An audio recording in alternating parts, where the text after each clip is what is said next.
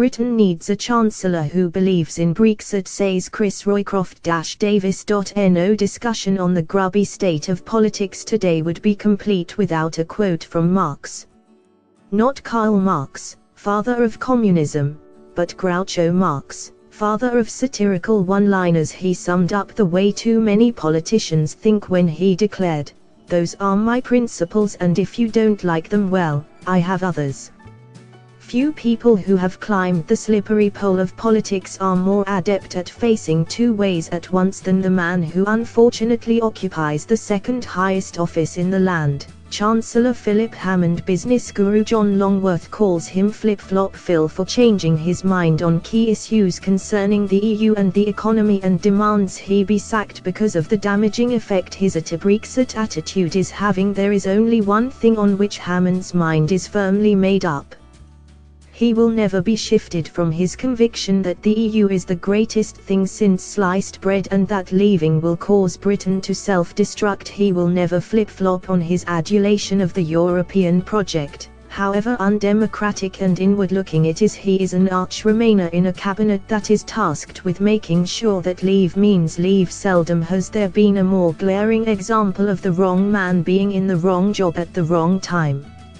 As Longworth rightly says, at this crucially important time when we need grit and determination to build a new Jerusalem away from the clutches of the arthritic EU, we are stuck with a Chancellor who desires the opposite of what most of the country wants. Hammond pays lip service to the views expressed by 17.4 million voters in the referendum, but in his heart he believes they didn't know what they were doing, so therefore it is entirely proper, indeed, his duty to ignore their wishes and construct a dodgy deal with Brussels that will see us leave the EU in name only. A careful analysis of his pronouncements on Brexit makes this very clear, although some of his words are impenetrably turgid. One cabinet colleague says Hammond argues like an accountant, seeing the risk of everything. The flip-flops shine through even his basic stance. Immediately after the referendum rang alarm bells, having backed Remain and lost, he floated a smokescreen by saying, "No ifs, no buts, no second referendums. We are leaving the European Union." With Hammond there is always a but, so in the next breath he declared, "But it is equally clear to me that the British people did not vote on June the 23rd to become poorer, or less secure.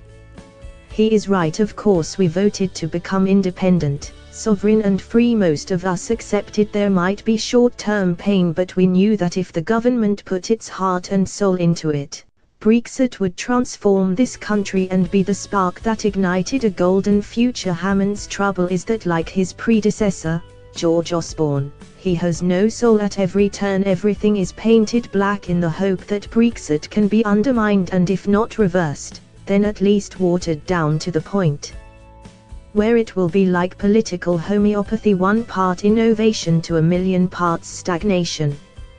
Hammond has vowed he will take whatever steps are necessary to protect the economy, jobs and living standards. By that he means change nothing, kowtow to the EU, keep taxing us more and more. One of the greatest opportunities Brexit presents is to regain control of our economy, freed from the diktats of the socialist superstate across the Channel. We can stimulate growth and foreign investment by cutting taxes and scrapping red tape to entice wealth creators by competing with high tax, high regulation Europe. We can make Britain an even greater place to do business. You would be excused for thinking that approach would be music to a Chancellor's ears. At the start of the year he certainly gave that distinct impression in an interview with a German newspaper. His gung-ho approach to competing and trading with the world was refreshing. He even went so far as to say, "You can be sure we will do whatever we have to do.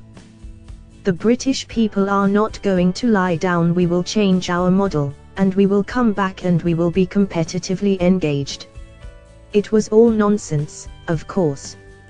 Last month Flip-Flop Phil assured a French paper that Britain will not become a Singapore-style tax haven. He would not be cutting corporation tax nor tearing up business regulations. He said, "I often hear it said that the UK is considering participating in unfair competition in regulation and tax. That is neither our plan nor our vision for the future. To which the only question can be, why the hell not? Hammond's answer is telling. I would expect us to remain a country with a social, economic and cultural model that is recognizably European. What the country voted for was a social, economic and cultural model that was recognizably British. If Hammond is too arrogant to understand that, then the Prime Minister must replace him right away with someone who does get it before Hammond does any more damage to our prospects. Groucho Marx had another saying that perfectly sums up Hammond's situation. Politics is the art of looking for trouble, finding it everywhere, diagnosing it incorrectly, and applying the wrong remedies. He has to go soon. Thanks for watching. Please like, share and don't forget to subscribe English News Hub for new excited videos.